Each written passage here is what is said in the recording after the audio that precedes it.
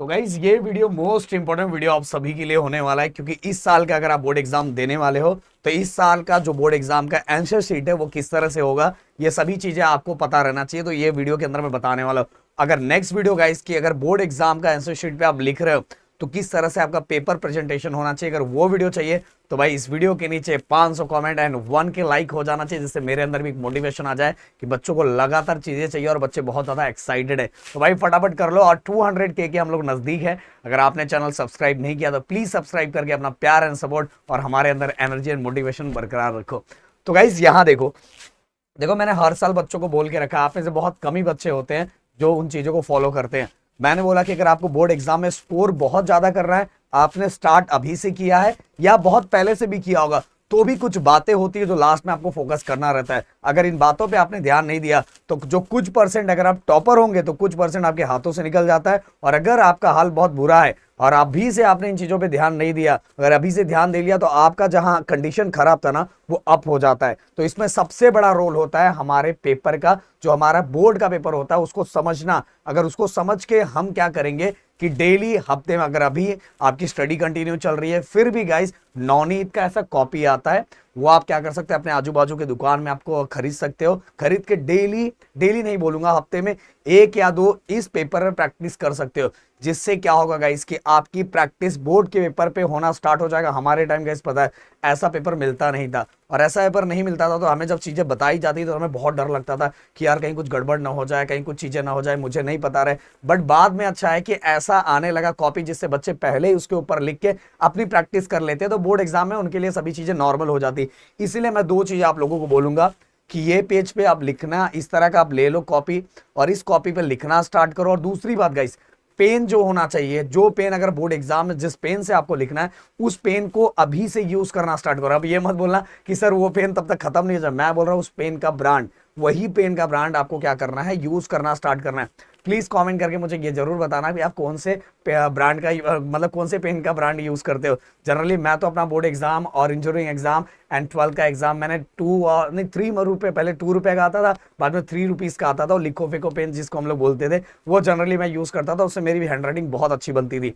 तो आपकी भी हैंडराइटिंग जिस भी पेन से बहुत अच्छी बनती होगी उसी से लिखना स्टार्ट करो, उसको चेंज बिल्कुल भी मत करो। आप ब्लू से भी लिख सकते हो, ब्लैक से भी लिख सकते हो, बट मैं आप सभी को सजेशन ये दूंगा कि इसके ऊपर अगर इस तरह का कलर आपको दिया हुआ है तो इस पे अगर ब्लैक से लिखोगे ना तो ज्यादा अच्छा रहेगा। पर ब्लू से भी वो आपकी चॉइस है, आपको जिससे लिखना है, ब्लू और ब्लैक दोनों चलेगा, बट एक ही पेन यूज करना है। उसके बारे में रूल में वीडियो बनाऊंगा, पर अभी हम बात करें आंसर शीट की। तो देखो गाइस इस तरह का आपका आंसर शीट बोर्ड का रहेगा। यहाँ जो आपको दिखाई दे रहा है, मैं थोड़ा इसको और बड़ा करूं और आपको थोड़ा बताना चाहूँ, अगर थोड़ा मैं और चीजें आपको क्लियर करना चाहूँ तो यहाँ होलोग्राफ इसके ऊपर लगेगा या बारकोड लगेगा। इससे रिलेटेड वीडियो मैंने ऑलरेडी अपना बनाया हुआ है, पुराने वीडियोस है उनको देख के शॉर्ट्स भी मैंने बनाया था, जिससे आप चीजों को समझ सकते हो। फिर भी थोड़ी बहुत अभी से आपकी प्रैक्टिस चालू हो जाएगी। तो इस पे होलोग्राफ लगाया जाता है, इस पे बारकोड लगाया जाता है। यहाँ जो दिखाई दे रहा है गाइस, इसके अंदर आपका सीट नंबर जो आपको मिलेगा, देन यहाँ वर्ड्स में लिखा जाएगा, यहाँ आपका सिग्नेचर, यहाँ आपको सिग्नेचर नहीं करना है, यहाँ सेंटर क्रमांक, जो आपका हॉल टिकट मिलेगा उसके ऊपर ये सभी चीजें दी रहती है। यहाँ क्वेश्चन पेपर सेट कोड और साथ में यहाँ सब्जेक्ट का नाम, पेपर जो है आपका, डेट और लैंग्वेज ऑफ आंसर। यहाँ बच्चे बहुत गड़बड़ करते हैं, बहुत ज्यादा। ये पेपर ऑलरेडी मैंने भर के दिया है और मैं आपको भर के दिखाऊंगा भी। ये तो अगर आपको चाहिए कि हाँ सर भर के दिखाओ, वैसे ऑलरेडी पुराने वीडियोस पड़े हुए हैं, बट अगर आपको चाहिए कि सर भर के दिखाओ जिससे हमारी बहुत ज्यादा हेल्प होगी तो मैं करके भी दिखा दूंगा, टेंशन मत लो। यहाँ डेट डालना है, या पेपर 1 2, जैसे अलजेब्रा 1 होता है और ज्योमेट्री 2 होता था, पेपर 1 2 यहाँ डालते। सबसे ज्यादा बच्चे गड़बड़ इसी में करते हैं। देखो लैंग्वेजेस ऑफ आंसर, अगर आप इंग्लिश मीडियम में हो तो आपको हमेशा यहाँ इंग्लिश ही लिखना है। बट अगर अगर अगर आप सेमी इंग्लिश के हो तो साइंस और मैथ के लिए यहाँ इंग्लिश लिखना है, और बाकी सब के लिए अगर आप मराठी मीडियम के तो मराठी लिखना है, और हिंदी मीडियम के लिए हिंदी। ये सभी चीजें मैं जब लिखूंगा तो और डिटेल में बताऊंगा, तो इस पे बहुत ज्यादा ध्यान देना। और बाकी इसके अंदर ये यूआईडी कोड, ये हमारा बारकोड और होलोग्राफ, ये हमें अपने से करना रहता है, और बाकी सभी चीजें आगे से हो जाती है और उसमें हमें और कोई इधर उधर नहीं करना रहता है। अब देखो गाइस पेपर प्रेजेंटेशन में जो अगला पेज होता है ना, बहुत इंपॉर्टेंट रोल अदा करता है। यहाँ बहुत सारे बच्चे क्या करते हैं पता है, बहुत सारे बच्चों की अभी से आदत होती है। अगर ये आपकी आदत है तो प्लीज इस आदत को छोड़ देना। मैं आपको आप सभी को यही बोलूंगा, अगर आपकी आदत ये है तो इस आदत को छोड़ देना। जैसे हाँ, यहाँ की भी थोड़ी चीजें मैं आपको बता देता हूँ। हाँ, ये अगर जितने हम सप्लीमेंट लेते हैं वो सब, ये वाला पहला एक रहता है, इसके साथ जितने सप्लीमेंट लेते हैं वो यहाँ लिखते हैं, और ये सभी आपके हाथ का नहीं रहता है। एग्जामिनर यहाँ चेक होता है, मॉडरेटर चेक करता है, चीफ मॉडरेटर चेक करता है, और यहाँ सिग्नेचर करता है। हाँ, कुछ वीडियोस में ऐसा भी लाने वाला हूँ कि इस बार का पेपर चेकिंग का प्रोसेस किस तरह से होने वाला है, वो भी वीडियो लाऊंगा, जिससे आपको बहुत ज्यादा हेल्प होगा कि भाई बोर्ड का पेपर चेकिंग होता कैसे, ये आपको पता चलेगा। तो देखो गाइस, ये हमारा आंसर शीट होता है जिसपे हमें लिखना रहता है, और ये जो लिखने वाला आंसर शीट है, इसको मैं अगर थोड़ा आपको अच्छे से दिखाऊं तो भाई थोड़ा बड़ा हो जा,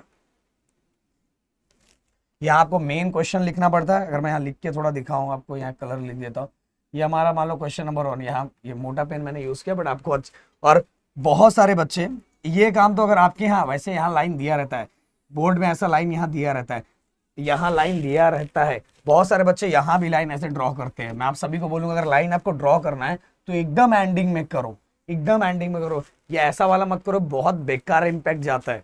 अगर आपकी हैबिट होगी, स्कूल की हैबिट होगी, तो बोर्ड की हैबिट बिल्कुल चेंज कर लो। आप बीच में सोचोगे जितना कम स्पेस रखूंगा तो लोगों को लगेगा मैं ज्यादा लिखा हूं, ऐसा कुछ भी नहीं है भाई, ऐसा कुछ भी नहीं है। पता है, बोर्ड में जितने ज्यादा आपको एक्स्ट्रा सप्लीमेंट लेना है ना, उतने बार बार ये होलोग्राफ एंड बारकोड चिपकाना, ये बहुत ज्यादा बड़ा टेंशन रहता है। इसमें कुछ भी ऊपर नीचे होता है तो बहुत लफड़ा होता है। वैसे तो अगर 10th का बच्चा देख रहा है तो 10th वाले बच्चों को टीचर हेल्प करती है, बताती है। बट गाइस, अगर आपकी तैयारी पहले से होगी, आपने पहले से सब कुछ करके रखा होगा, तो आपको यहाँ गलती जैसा कुछ होगा ही नहीं।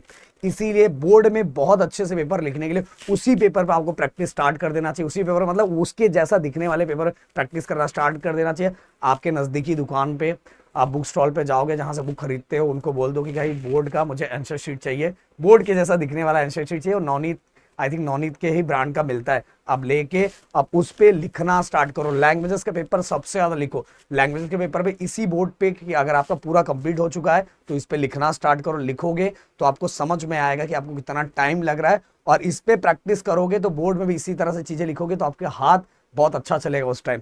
तो शायद मेरी बात समझ में आ गई, समझ में प्लीज वीडियो को जितना हो सके लाइक करो, शेयर करो एंड दोस्तों तक पहुंचाओ। Thank you so much guys, and जय हिंद, जय महाराष्ट्र।